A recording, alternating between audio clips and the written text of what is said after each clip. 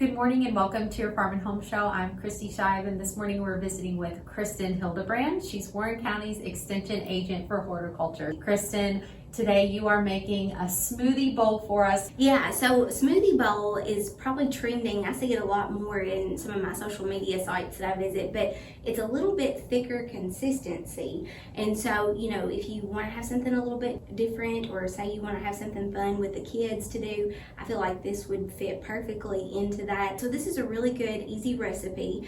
We do have a blender, and we've got a couple of different fruits that we're going to put into our fruit smoothie bowl. First, you're going to start off with one banana. You can either use frozen, which we are, or you can also use just a regular banana.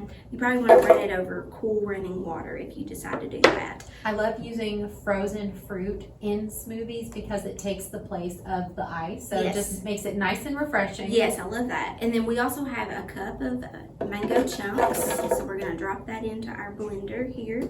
And then also to our blender, we've got a cup of strawberries that are frozen. So we're going to drop that in. Now, Kristin, were the mangoes frozen? Yes. Okay. Yes, they were frozen. Now, next we're going to take a 2/3 cup of low-fat milk. We're just going to drop that evenly into our blender. All right, now we're fixing to blend. So we're going to put the top on. Okay, and then here we go. So Kristi, sometimes, you know, if it doesn't all the way go down into the blender, you may have to just adjust it a little bit with a spatula just to make sure it's evenly, you know, pureed for you. Okay, so Kristi, whenever we get it to the consistency we want, we're going to head and just remove the lid and then basically take a spatula, because it is going to be a thicker consistency, and just pour it into a bowl. Now this does say that if you prefer it to be a little bit thinner, you can always add a little bit more milk to get it a little bit thinner. And this does serve too, and so this is going to be really pretty. I'm just going to smooth this out since we've got a smoothie bowl with my spatula here.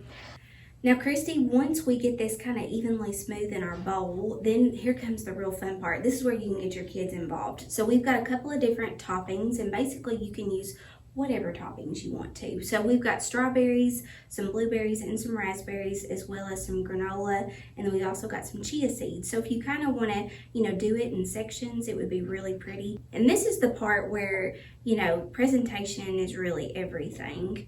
So we're getting some red raspberries here. I'm going to add just another couple ones here on this corner.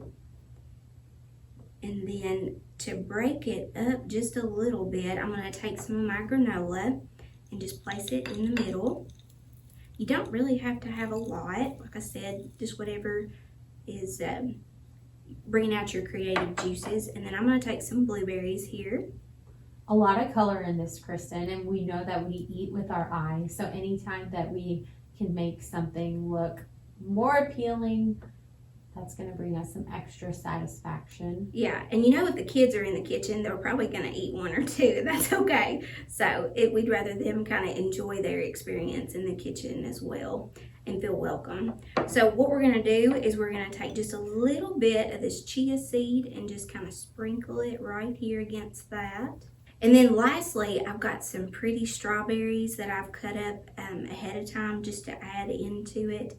And voila. So you can use other toppings if you would like. So Kristi, you can kind of see what our fruit bowl, our smoothie bowl looks like. And you know, you can use basically any topping you want to. I've seen people use coconut flakes. You could add some more fruit to it if you like. I mean, you could make it the fruit cut a certain direction if you want to add a little bit of flair to it. And Kristin, it really goes along with our Eating Over the Rainbow challenge that we are doing right now. Yes. We have been challenging families to try and eat a fruit and vegetable every day, and right here we have a rainbow of color with our fruit, some added nutrition with our chia seeds, some great nutrition with our granola. I think that this is fantastic, Kristin. Yeah, and if anybody would like to still get involved with our Eating Over the Rainbow challenge, we highly welcome you to join us. So like you said, it's something for the whole family to get involved, both kids and adults. If you would like to join our Eating Over the Rainbow challenge, stop by the Warren County Extension office and pick up your free resources. Thanks for joining us today on the Farm and Home Show, and we'll see you next time.